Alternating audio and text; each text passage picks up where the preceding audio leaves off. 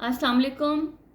क्या आप भी एक बॉक्स और एक बॉल की मदद से अपनी बहुत सारी प्रपोजिशंस की कन्फ्यूजन को दूर करना चाहते हैं? तो चलिए इस वीडियो में हम इन दो चीज़ों की मदद से बहुत सारी प्रपोजिशन को क्लियर करते हैं।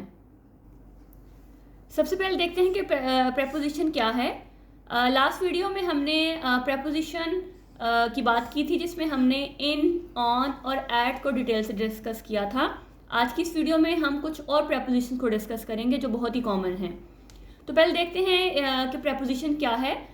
इसी के अंदर इसका आंसर है। अगर मैं इस प्री को हटा दूं और बाकी देखें, आपके पास बचता है पोजीशन। वो पोजीशन जो है वो आपकी प्लेस है, लोकेशन है।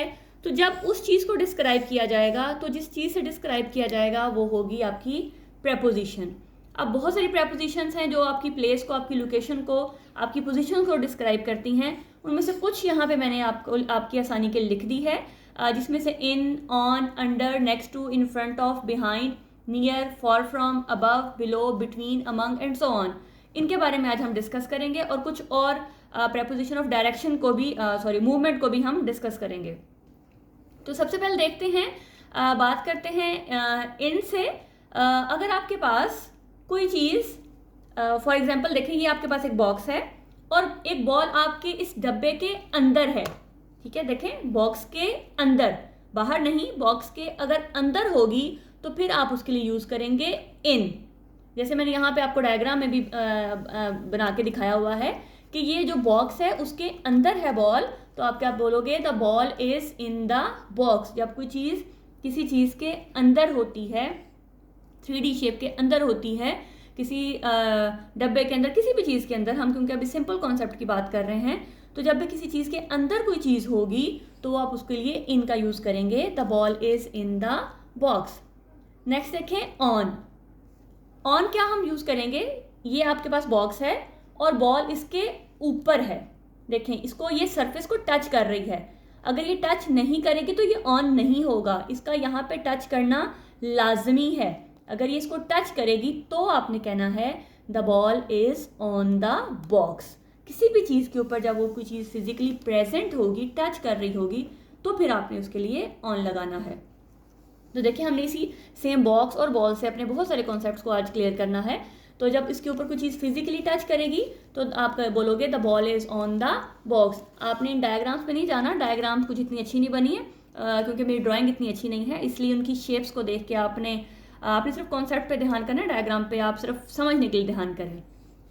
इस तरह आप ऑन, जो हमने जैसे कहा, टच, उसको फिजिकली वो अटैच हो रही हो उसके साथ, तो आपने ऑन का कॉन्सेप्ट वहाँ पे अप्लाई करना है। इसी तरह अगर हमें ये बात करूँ, तो फॉर एग्जांपल ये आपकी दीवार है, ठीक है। अब उस दीवार के ऊपर जो घड़ी लगी होगी वो भी ऑन होगी। अब वो जो फिजिकल टच है, वो चाहे आपका वो वर्टिकल है चाहे हॉरिजॉन्टल है, वो जिस भी डायरेक्शन में है, लेकिन उसके साथ उसका फिजिकल कांटेक्ट होना लाजमी है। वो अगर उसके साथ टच है तो आप बोलोगे the clock is on the wall. इसी तरह से अगर आपकी सीलिंग के ऊपर आपका साथ जो फैन अटैच है, उसके लिए भी आप बोलेंगे the fan is on the ceiling. या अगर मैं और इसको मजीद एक्सप्लेन करूं, the light is on the ceiling, the speaker is on the wall. यानी कि दीवार के साथ जो चीज़ अटैच होगी, उसके साथ टच हो रही होगी, तो भी आपने वहाँ पे ऑन का ही इस्तेमाल करना है, वहाँ पे प्रपोजिशन आपकी ऑन आएगी। नेक्स्ट है आपके पास अंडर। अंडर तब यूज़ होगा, अब देखें, आप कहेंगे कि यहाँ पे बॉल कहाँ गई। अब बॉल कहाँ गई? बॉल देखें, ये आपके पास बॉल है और आपने ये बॉक्स उसके ऊपर रख दिया। अब आपको बॉल नज़र नहीं आ रही है, यानी कि चारों तरफ से वो कवर हो गई है। तो डब्बे के अंदर जब आप, वो उस तरह से कि डब्बा उसके ऊपर उल्टा है, वो नज़र नहीं आ रही है, वो चारों तरफ से कवर है, तो फिर आप उसको बोलोगे अंडर। मतलब कोई चीज़ जब किसी चीज़ के नीचे होती है तो भी आप उसके लिए अंडर का जो है वर्ड वो यूज़ करते हैं, प्रपोजिशन अंडर यूज़ की जाती है। तो आप बोलोगे the ball is under the box. ठीक है, कि जो आप बॉक्स आपने उल्टा किया और बॉल उसके नीचे है, तो आप आपने यूज़ करना है अंडर। नेक्स्ट प्रपोजिशन है आपके पास नेक्स्ट टू। अब नेक्स्ट टू को कैसे हम एक्सप्लेन करेंगे? फॉर एग्जाम्पल ये देखें, ये आपके पास बॉक्स है। अब ये उसके बिल्कुल पास है बॉल, या तो उसके बिल्कुल पास है या उसको टच कर रही हो। ठीक है, या तो उसको टच कर रही हो या उसके बिल्कुल पास हो, बहुत ज़्यादा उसके करीब हो, तो फिर आपने उसको बोलना है नेक्स्ट टू। चाहे वो इस साइड पे हो चाहे वो उस साइड पे हो, उससे फ़र्क नहीं पड़ता, लेकिन या तो उसके बहुत ही करीब हो या उसको बिल्कुल टच कर रही हो, तो आप बोलोगे the ball is next to the box. इसकी मजीद एग्जाम्पल मैं आपको इस तरह से दे सकती हूँ कि the book is next to the lamp, I sat next to my friend, या we sat next to each other. तो यानी कि बहुत करीब या फिर जो है वो बिल्कुल उसके टच कर रहा हो, तो फिर आपने वहाँ पे नेक्स्ट टू जो प्रपोजिशन है वो लगानी है। नेक्स्ट प्रपोजिशन है आपका इन front of. In front of मतलब सामने। सामने किस तरह से, ये बॉक्स है और बॉल इसके यहाँ सामने है, इसके बिल्कुल सामने है। तो जब इस तरह से ये सिचुएशन आएगी तो फिर वहाँ पे आपने लगाना है the ball is in front of the box. ये देखें बिल्कुल सामने है उसके, तो जब सामने है तो आप यूज करोगे इन फ्रंट ऑफ। आई होप कि ये आपके लिए बहुत ही यूजफुल होगा और आपको समझ आ रही होगी। नेक्स्ट आपके पास प्रपोजिशन है नियर। नियर का मतलब है पास। अगर बॉल बॉक्स के बहुत ज़्यादा पास है, थोड़ा सा इसको मतलब इतना पास नहीं, यानी कि जितना आपने टच ये जो नेक्स्ट टू किया था उतना नहीं, थोड़ा सा उससे दूर हो, यानी कि थोड़ा सा आपका डिस्टेंस हो, उसको बिल्कुल करीब ना हो, उसको टच ना कर रही हो, लेकिन थोड़ा सा डिस्टेंस हो। तो इस तरह से जो सिचुएशन होगी कि थोड़ा सा, ज़्यादा नहीं, वो थोड़ा सा अगर वो दूर होगी तो फिर आप बोलोगे the ball is near this box, कि उसके करीब है, उसके पास है, यानी कि ज़्यादा करीब ना हो, क्योंकि अब यहाँ पे मेरे पास उसको दिखाना मुश्किल है अगर मैं थोड़ा ज़्यादा दूर करूँगी, तो यानी कि उसका थोड़ा डिस्टेंस हो, लेकिन इतना डिस्टेंस ना हो कि हम वो बहुत ज़्यादा दूर हो, पास हो लेकिन उसको टच ना कर रही हो, उसके बिल्कुल करीब ना हो, तो थोड़ा सा उसमें गैप हो, तो आप बोलोगे the ball is near this box. इसी तरह से अगर मैं जो है फॉर की बात करूं तो फॉर इससे ऑपोजिट है, यानी कि ये बॉल उसके पास जब होगी तो आपने नियर बोलना है। अब बॉल जो है बॉक्स से जब ज़्यादा दूर होगी, देखें उसको, अगर आपको नज़र आ रहा है तो ये बॉक्स है और ये बॉल है, उसमें काफ़ी डिस्टेंस है, जब उससे ज़्यादा दूर हो जाएगी, उससे डिस्टेंस ज़्यादा हो जाएगा, तो फिर आप बोलोगे the ball is for from the box. यानी कि पास के लिए आपने नियर लगाना है, लेकिन बिल्कुल पास नहीं। जब वो बिल्कुल पास होगा तो नेक्स्ट टू, यानी कि उसको टच कर रहा है या उसके बिल्कुल पास है तो नेक्स्ट टू, थोड़ा सा उसमें गैप है तो नियर, ज़्यादा गैप है तो फॉर। अब नेक्स्ट है आपका बिहाइंड। बिहाइंड का मतलब होता है पीछे। जब बॉल जो है वो बॉक्स के पीछे है, देखें ये बॉक्स है और ये इसके पीछे है, अगर आप इसको ये देखें इसके पीछे है, तो जब ये पीछे होगा तो इसका मतलब है कि ये बिहाइंड आपने यहाँ पे लगाना है। The ball is behind the box, ठीक है, कि पीछे के लिए आपने क्या यूज़ करना है, बिहाइंड यूज़ करना है। जब कोई चीज़ किसी चीज़ के पीछे होगी जिसका मतलब है वो आप वहाँ पे प्रेपोजिशन यूज़ करेंगे बिहाइंड। जी नेक्स्ट प्रेपोजिशन आपके पास है अबव एंड बिलो। अबव मतलब ऊपर और बिलो मतलब नीचे। अबव और बिलो तब हम यूज़ करेंगे जब हम किसी लेवल की बात करेंगे, ठीक है, जब कोई चीज़ हायर देन समथिंग हो तब हमने वहाँ पे अबव और बिलो का यूज़ करना है, यानी कि उसमें आपके पास हाइट की, लेवल की बात हो। फॉर एग्जांपल अगर ये मैंने एक विंडो बनाई है, मैंने आपसे पहले कहा है कि आपने ड्राइंग पे नहीं जाना, जैसे आपको कॉन्सेप्ट समझाने के लिए जैसी आती थी वैसी बनाई है, तो आपने बस कॉन्सेप्ट को क्लियर करना है।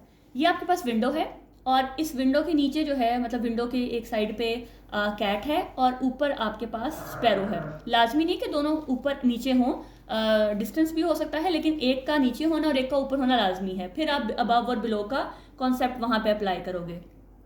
अगर मैं कैट की बात करूँ कि कैट की अगर मैंने जो पोजीशन है वो बतानी है और ऊपर स्पैरो है, तो मैं ये बोलूँगी the cat is below the sparrow. देखें स्पैरो से नीचे है।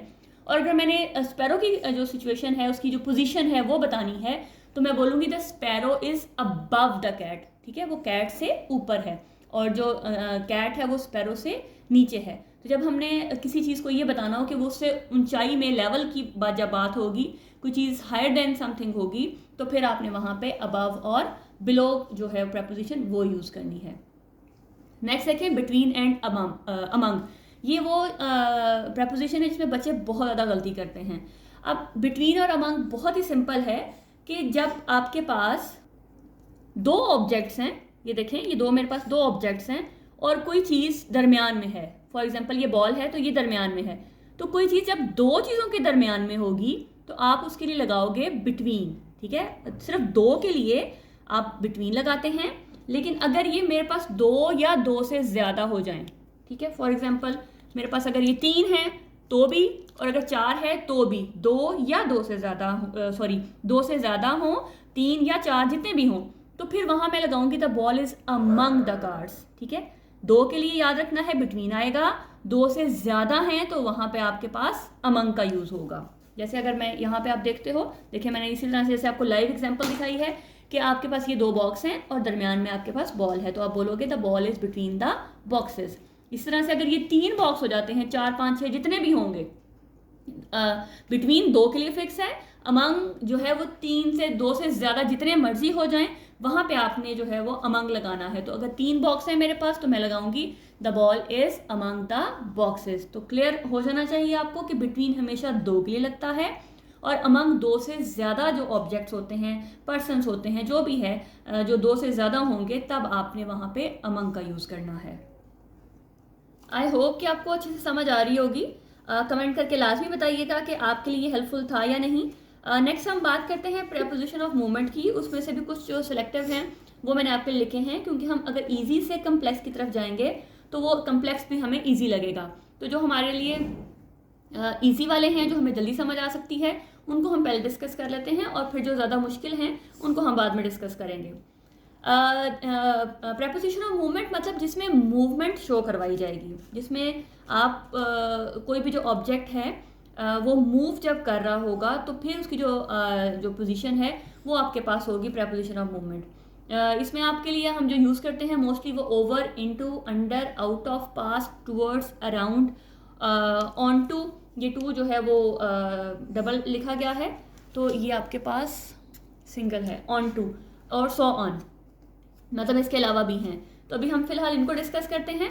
तो सबसे पहले देखें, हम बात करें अगर गोइंग इनटू। गोइंग इनटू मतलब कि आपके पास ये बॉक्स है। अब क्योंकि वहाँ मैंने कैट की एग्जांपल ली है तो आपने इस बॉल को समझना है कि ये बिल्ली ही है, ये जो बॉल है ये बिल्ली ही है। अगर ये बिल्ली, मतलब अगर अंदर वैसे रैबिट है, चलो हम इसको रैबिट कर लेते हैं, कि अगर ये जो बिल्ली है ये जंप करती हुई इसके अंदर जाए, ठीक बात समझ आ रही है, कि अगर ये जंप करती हुई, जब इसने छलांग लगानी है और फिर अंदर जाना है तो आपने तब उसके लिए बोलना है इनटू। जब वो जंप करती हुई, देखें जो कैट है वो जंप करती हुई बॉक्स के अंदर जाए तो तब आप बोलेंगे the cat is going into the box. तो यहाँ पे इनटू शो करवाएगा कि वो मूव करती गई है, और मूव जो है उसने जंप लगाती, मतलब उसने जंप किया है, या मूव करती हुई जो है उसने छलांग लगाई है, जो उसकी मूवमेंट को शो करवा रहा है। तो जब इस तरह से वो चीज़ आपको कोई भी चीज़ गिरती हुई नज़र आएगी, ऐसे उसके अंदर जाती हुई नज़र आएगी, तो उसके लिए आपने इनटू लगाना है, ठीक है। खाली इन हम तब लगाएंगे जब कोई चीज़ बॉक्स के अंदर है, लेकिन कोई मूव करती हुई जब जाएगी तो फिर आपने उसके लिए यूज़ करना है इनटू। इसी तरह से वो जो बिल्ली अंदर थी, जब वो जंप लगा के बाहर आएगी, ठीक है, अगर उसने जंप लगाया और वो बाहर आ गई तो फिर आप उसके लिए यूज़ करोगे coming out of the box. The cat is coming out of the box. Next है आपके पास टूवर्ड्स। अब ये आपका बॉक्स है और ये बिल्ली अगर इसकी तरफ आ रही है, ठीक है, बिल्ली दूर थी और वो उसकी तरफ जब आएगी, तो जब तरफ मतलब कि टूवर्ड्स, टूवर्ड्स का मतलब होता है उसकी तरफ, तो जब उसकी तरफ आएगी तो फिर आपने बोलना है वहाँ टूवर्ड्स। और ये यहाँ पे एरो जो है, सॉरी गलत लग गया है, ये अवे फ्रॉम का लग गया है, यहाँ पे एरो ये यहाँ नहीं, यहाँ पे होना चाहिए, ठीक है, उस बॉक्स की तरफ। The cat is coming towards the box, यानी कि जो बिल्ली है वो इस डब्बे की तरफ आ रही है, क्योंकि मूव करती हुई आ रही है, चलती हुई आ रही है, तो ये आपके पास प्रेपोजिशन ऑफ मूवमेंट है। ओह सॉरी, ये यहाँ पे था सॉरी, ये क्योंकि 2 बॉक्सेस एक जैसे थे तो वो गलती से इस पे हो गया है। ये इसका बॉक्स बेसिकली ये है। तो जब कैट बॉक्स की तरफ आएगी तो क्या होगा, the cat is coming towards the box.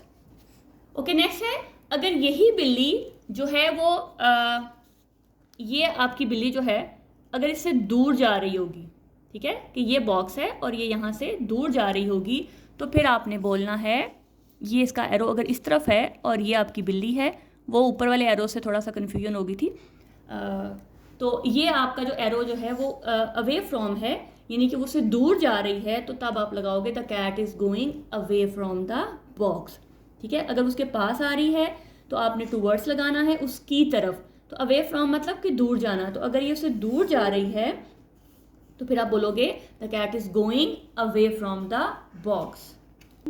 चलें अब हम अपनी बिल्ली को और घुमाते हैं। अभी हमारी बिल्ली ने काफ़ी ज़्यादा घूमना है। तो अगर आपकी जो बिल्ली है या जो हमारी जो बिल्ली है वो बॉक्स के सामने से गुजर रही है, ठीक है, मतलब ये बॉक्स है और वो बस उसके सामने से गुजर रही है, जब वो सामने से इस तरह से गुजरेगी तो cat is going pass the box. मतलब ये आपका बॉक्स है, ये आपकी बिल्ली जा रही है बड़े आराम से, तो आप उसको क्या बोलोगे, the cat is going pass the box. Next है अराउंड। अराउंड का मतलब होता है आपके चारों तरफ। तो ये आपके बॉक्स के इर्द गिर्द अगर चारों तरफ जो है बिल्ली घूम रही है, ठीक है, उसके राउंड लगा रही है, तो फिर आप बोलोगे around, the cat is going around the box. ये देखें आपके चारों तरफ अगर बिल्ली घूम रही है तो आप बोलोगे the cat is going around the box. अब नेक्स्ट देख लेते हैं आप कि आपके पास ये टेबल है, अब ये बॉक्स नहीं है, देखिए नीचे लाइन नहीं लगी हुई है, अब ये टेबल है और टेबल के ऊपर अगर बिल्ली जंप करके आती है, ठीक, अगर बॉक्स की बात अलग है, बॉक्स के अंदर जाती है तो इनटू, और अगर किसी टेबल के ऊपर आती है, देखें टेबल की सरफेस है, जब कोई चीज़ सरफेस के ऊपर टच करती है तो हम उसके लिए ऑन का वर्ड प्रपोजिशन यूज़ करते हैं। तो अगर वो टेबल के ऊपर इस तरह से जंप लगाती है तो हम बोलेंगे the cat jumped on to the table, यानी कि उसके ऊपर जंप लगाया है। इसी तरह से अगर वो जंप लगा के वापस आती है तो आप बोलोगे the cat jumped off the table, यानी कि उसका जंप लगा के टेबल के ऊपर और टेबल के नीचे जाना, तो फिर आप उसको लिए ऑन टू। क्योंकि अगर हमने सिर्फ सरफेस की बात जैसे की थी स्टार्ट में तो हमने उसके लिए ऑन लगाया था, अब ये क्योंकि टेबल है तो फिर आपने उसने जंप लगा रही है तो आप बोलोगे the cat jumped on to the table. और अगर वो जंप लगा के नीचे आ रही है, मूवमेंट के साथ नीचे आ रही है, क्योंकि आपने ये प्रपोजिशन तब लगाए जब मूवमेंट की बात हो रही है, तो जब मूवमेंट करके नीचे की तरफ आ रही है तो बोलेंगे the cat jumped off the table. अब अगर वही बिल्ली उस टेबल के नीचे चली जाती है तो हमने नीचे के लिए जो प्रपोजिशन है वो यूज़ की थी अंडर, तो the cat is under the table, उस टेबल के नीचे अगर वो कवर हो रही है सारी, उसके नीचे चली गई है तो आपने बोलना है the cat is under the table. Next आपके पास प्रपोजिशन है ओवर। ओवर क्या करना है आपने, अगर कोई चीज़ किसी चीज़ को क्रॉस कर रही है विदाउट एनी टच, देखें मैंने यहाँ पे आपको कोई ऐसा साइन नज़र आ रहा है जो उसको टेबल को टच कर रहा हो, यहाँ पे जो हमने बात की थी वो उसके ऊपर आके बैठी है, उसको टच कर रही है, लेकिन अगर वो इस पोजीशन से जंप करती हुई टेबल को बगैर टच किए हुए दूसरी जगह पे चली जाती है तो आप इसके लिए बोलोगे the cat jumped over the table. तो ओवर हम तब लगाते हैं जब हम किसी चीज़ को पूरा क्रॉस कर जाते हैं, उसको टच नहीं करते हैं। तो जब इस कैट ने पूरा इस टेबल को क्रॉस कर लिया, उसको टच नहीं किया, उसके ऊपर नहीं बैठी है, तो आप बोलोगे the cat jumped over the table. Next preposition जिसकी अभी हम बात करने जा रहे हैं वो है अप और डाउन। ठीक, देखें ये आपको स्टेयर्स नज़र आ रही हैं। अगर यहाँ पे कोई पर्सन खड़ा है, मतलब लड़का है, लड़की है, कोई भी ऑब्जेक्ट है, जब वो ऊपर की तरफ सीढ़ियों में जाएगा तो आप उसके लिए अप यूज़ करेंगे, और अगर वहाँ से नीचे की तरफ आएगा तो आप उसके लिए डाउन यूज़ करेंगे। फॉर एग्जाम्पल अगर यहाँ पे गर्ल है और वो सीढ़ियों से ऊपर की तरफ जा रही है तो हम बोलेंगे the girl is going up the stair, कि जो लड़की है वो सीढ़ियों से मतलब ऊपर की तरफ जा रही है, the girl is going up the stairs. अगर वही लड़की नीचे की तरफ आएगी तो आप बोलोगे द गर्ल इज़ गोइंग या कमिंग डाउन द स्टेयर, कि लड़की जो है वो नीचे की तरफ आ रही है। तो आई होप कि समझ आ रहा होगा कि आप ऊपर के लिए सीढ़ियों के लिए और डाउन सीढ़ियों से जब आप नीचे आते हैं तो आप मूवमेंट करते हुए जब आएंगे तो उसके लिए आप डाउन का वर्ड यूज़ करेंगे, सॉरी प्रपोजिशन यूज़ करेंगे। नेक्स्ट एक और confusing, along and across. Along and across आप तब यूज़ करोगे जब कोई मूवमेंट साथ साथ हो रही है, जैसे अलोंग हम कहते हैं साथ। अब इसके लिए डिफरेंस देखिए, मैंने यहाँ पे आपके लिए एक डायग्राम बनाई है। ये आपकी रोड है और आप रोड के बिल्कुल पैरेलल या साथ साथ चल रहे हैं। ठीक, जहाँ पे आपकी रोड जा रही है, चाहे वो सीधी है चाहे वो थोड़ा जिगजैगिंग की फॉर्म में है, तो आप उस रोड के साथ साथ चल रहे हैं, ये ऐसे या फिर ऐसे। तो जब आप रोड के बिल्कुल साथ साथ पैरेलल चलेंगे तो वो होगा along, the boy is going along the road, कि लड़का जो है रोड के साथ चल रहा है। ठीक है, क्लियर समझ लें कि जब आपके पास रोड है और आप उसके बिल्कुल पैरेलल चल रहे हैं, जिस डायरेक्शन में रोड जा रही है, चाहे वो सीधी है चाहे जिगजैग है, जैसी भी उसके आपने साथ साथ चलना है, तो ये हो गया आपका अलोंग। अब है दूसरा अक्रॉस। अक्रॉस क्या है कि एक साइड से जब आप दूसरी साइड पे आएंगे, ठीक है, ये देखें एक साइड से दूसरी साइड पे जब आप आएंगे तो फिर आप उसके लिए अक्रॉस का वर्ड यूज़ करेंगे। The boy is going across the road. तो समझ लें इस चीज़ को कि अलोंग हमने तब यूज़ करना है जब हमने बिल्कुल रोड के बिल्कुल साथ साथ चलना है। लेकिन जब एक पॉइंट से हमने मतलब रोड की एक साइड से जब हमने दूसरी साइड पे आना है तब हमने वहाँ पे जो प्रेपोजिशन यूज़ करेंगे वो हम यूज़ करेंगे अक्रॉस। जब आप एक पॉइंट से दूसरे पॉइंट मतलब एक साइड से दूसरी साइड क्रॉस करके जहाँ आपकी ट्रैफिक आ रही है और आप वहाँ से क्रॉस करके दूसरी साइड पे आ रहे हैं तो अब आप तब यूज़ करेंगे अक्रॉस। और अगर आप बिल्कुल उसके साथ साथ चल रहे हैं तो अब तब आप यूज़ करेंगे अलोंग। जी लास्ट प्रपोजिशन जो अभी इस पेज पे मैंने लिखी है वो है थ्रू। थ्रू हम कब यूज़ करते हैं?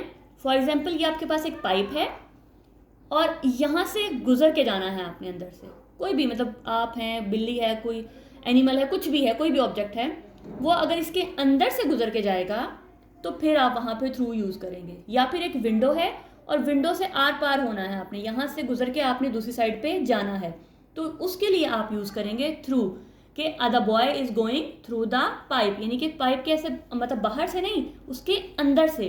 जब आप किसी चीज़ के ऐसे अंदर से जब जाएंगे, किसी विंडो के अंदर से मतलब एक साइड से उसके अंदर से गुजर के तो फिर आप दूसरी साइड पे जाते हैं। यहाँ से आप शुरू होते हैं और उस पाइप के अंदर से गुजर के आप दूसरी साइड पे आते हैं तो फिर आप वहाँ पे यूज़ करते हैं through. The boy is going through the pipe या the boy is going through the window. तो आई होप कि आपके लिए बहुत ही हेल्पफुल होगी। कमेंट करके लाजमी बताइएगा, आपके कमेंट्स बहुत मैटर करते हैं। नेक्स्ट वीडियो में हम और बहुत सारी प्रपोजिशन को डिस्कस करने जा रहे हैं। तब तक अपना बहुत ख्याल रखिएगा। अल्लाह हाफ़िज़।